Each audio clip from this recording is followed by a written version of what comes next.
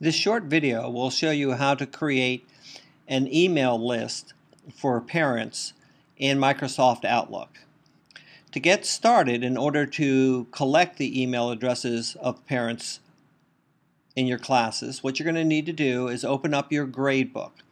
So you need to have your Power Teacher gradebook open, and then if you'll note across the top, the last tab on the right says Reports. You click on that, and then in the list of reports at the bottom is Student Roster. You double click on that, and this will bring up this window below. By default, it's going to be on a PDF, which is going to create a class list in a PDF format. You need to click on Export CSV, which means comma separated value, and this is an Excel file. By default, it will say selected class. By default, it will say all enrolled. And by default, student name will be checked. You need to check Guardian email, and that's all the information that you need, and automatically it will be selected to sort by student last name. So once you have that done, in the lower right hand corner you'll click on Run Report, and then just say Open Report. And what this will do is open up an Excel file, and in the first column I can widen that by clicking between A and B and dragging, and I can see all the student names. And then I can click between B and C and widen that so that I have all the email addresses listed in one column.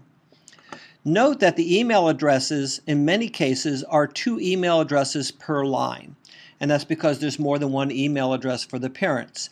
And you will notice that they're separated by a comma with no space. All this is going to need to be corrected in order for it to be able to be brought into the mail program in order to create a contact group.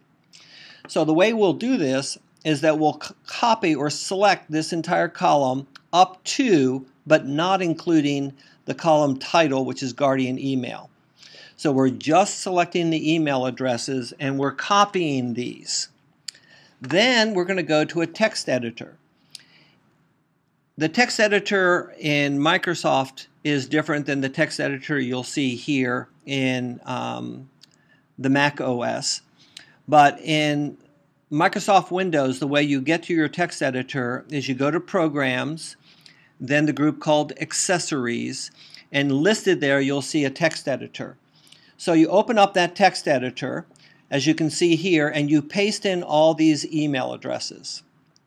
Now what I've done with this list is I've gone through each line, and at the end of an email address I've put a semicolon and a space.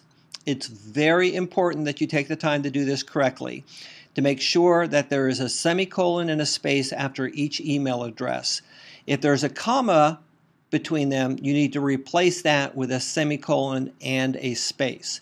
At the end of each line, I also need to put in a semicolon and a space. Even though you might not see whether there's a space there or not, you need to put a space in at the end of each line. So I go through carefully wherever there's a .com or a .net, and I put in a semicolon and a space, and I move down through my list making sure that each email ends with a semicolon and a space. Even if there's only one email address, I still need to put a semicolon and a space at the end of that line. Go all the way down through my list making sure that I've done that. Then, once that's completed, I select this entire list and I copy that list. Once I have that list copied, then in my email program, I can go down to Contacts, and up here under New, I can go Group. And then I can name my group Period 1 Parents. I can click in the Members box, and now I can paste that list that I've taken out of my text editor. And you'll note that as I look through this, I can see all my semicolons and spaces are there. It looks like everything is good. So the last thing I do is I hit Enter. And what that will do is it will process all those email addresses into actual email contacts in my group.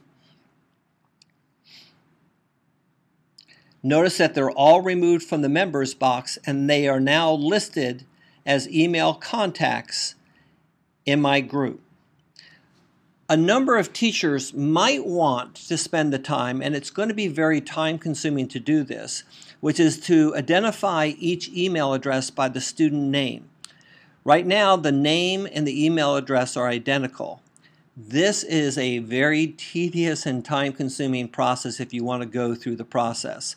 So I look at the first one that says onevision1dream@gmail.com.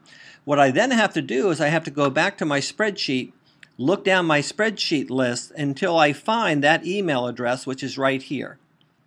And I can say, okay, well, that student name is associated with that email address. And now I can copy that student name. I can go back to here and I can double click where it says the student thing. And where it has display name, I could select that and replace that with the student's name and leave the email address alone. And then I click OK. And now that's going to move down in the list because now it's in order of the student name. And so if I scroll down until I see that student, there's the student name and there's the email address. But unfortunately, the only way you can do this is to manually go through and copy each name and put it in the correct association with the email address. Not something that's fun to do and not something that's probably really necessary because you're just creating an email group that you want to send to. So with that, you pretty much are done and you have your contact group for the class that you've just set up, and you can save and close that, and then down in your contact groups that will show up. And so when you now go and create a new email, if I go back to mail and I create a new email and I type in period 1 and I click on this, that group name will come in here and this is now ready to mail to all those parents and I can send off an email to them.